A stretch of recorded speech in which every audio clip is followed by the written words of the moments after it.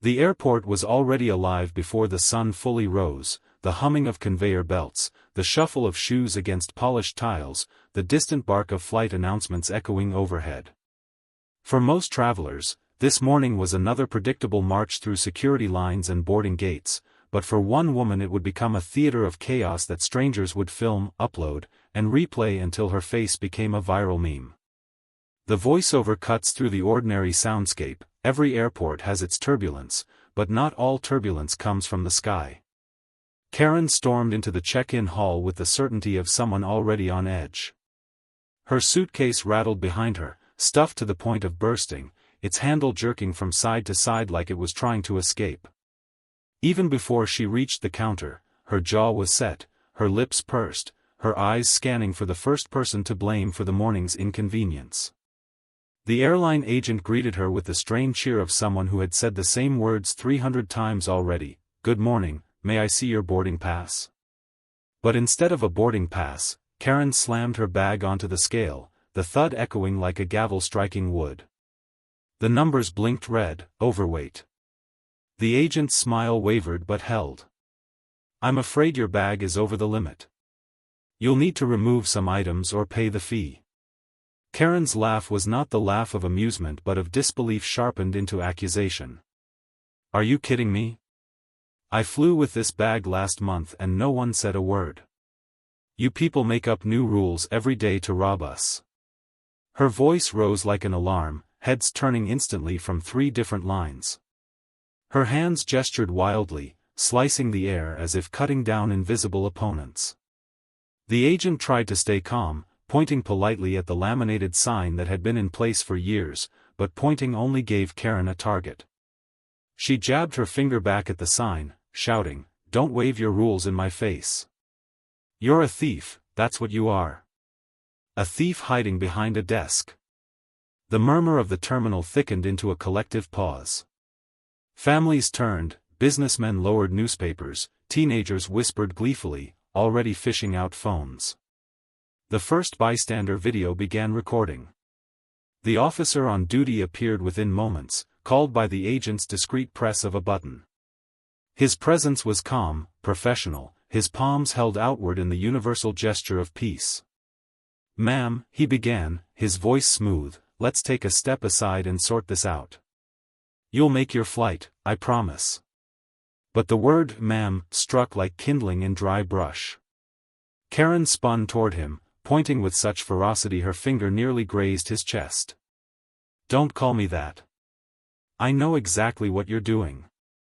Harassing me because I won't be quiet. Well, I won't step aside, not for you, not for anyone." The officer didn't flinch, but the crowd did. A father pulled his daughter closer. A woman whispered, "Oh no," as if watching a car skid on ice. Phones tilted higher, catching the angle of Karen's wild gestures and the officer's stillness. The agent behind the counter hunched over her tablet, shrinking into the role of helpless witness.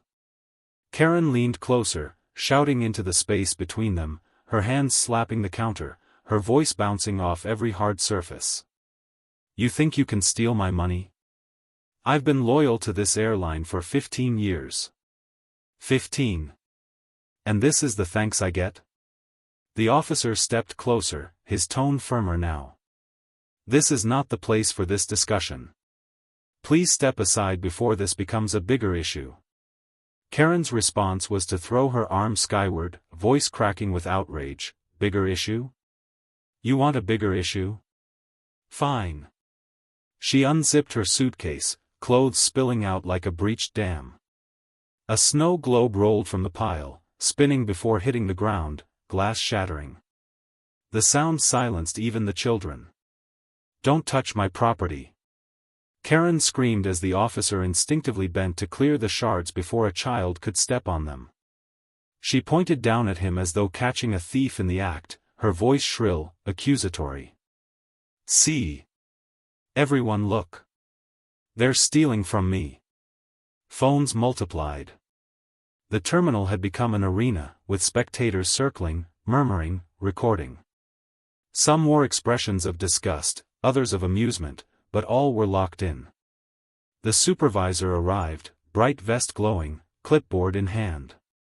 She knelt to bag the glass, her voice polite but edged with urgency. "Ma'am, we'll check your bag for free, and you'll still make your flight." But reason was gasoline.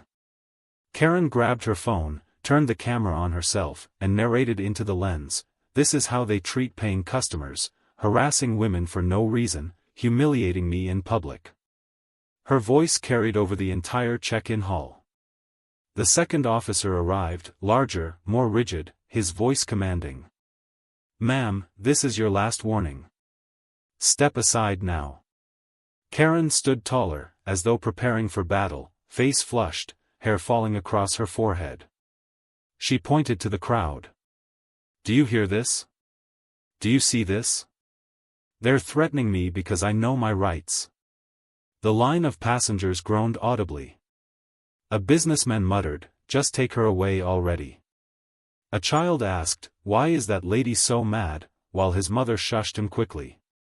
The officers exchanged a glance, then moved in unison, one to the left, one to the right, creating a corridor. The supervisor gestured gently, passengers parted, and the show went mobile. Karen resisted with sharp jerks of her shoulders, shouting the entire time, "Don't touch me. You'll regret this." Her suitcase squeaked behind her, a pitiful soundtrack to her fury. The check-in desk exhaled relief as the line resumed, but the chaos had only shifted location. Karen was not finished. At the security checkpoint, she ignited all over again. Her tote bag brimming with liquid set off the scanner's alarms. Bottles gleamed like contraband under the harsh fluorescent lights. The TSA agent, already weary, explained the rule that millions knew by heart: liquids must be 3.4 ounces or less, placed in a clear bag. Karen slammed her perfume bottle onto the tray so hard the bin rattled. "This is a gift. I'm not throwing it away for your stupid rules." Her arms flung wide, her voice rose, passengers stiffened, phones lifted again. The officer from earlier reappeared, his voice still calm but lined with steel. "Ma'am, you've already caused a disturbance at check-in. If you don't cooperate here, you'll be escorted from the airport." Karen shrieked, "Escorted? That's exactly what you want. To silence me, to humiliate me, to make me a criminal for having perfume." She clutched the bottle to her chest like a relic. The hall vibrated with tension. A toddler began crying. A teenager whispered to a friend, "This is going viral for sure." An older man shook his head, muttering, "Unbelievable." The officer held out a cardboard mailer.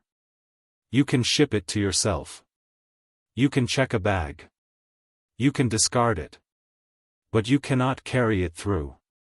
Karen raised the bottle high, her arm trembling with rage. The crowd leaned in, breath caught, as though the fragile glass itself was a bomb. Her voice cracked in fury, "You can't make me." The officer's tone dropped to command. "Ma'am. Put it down. Now."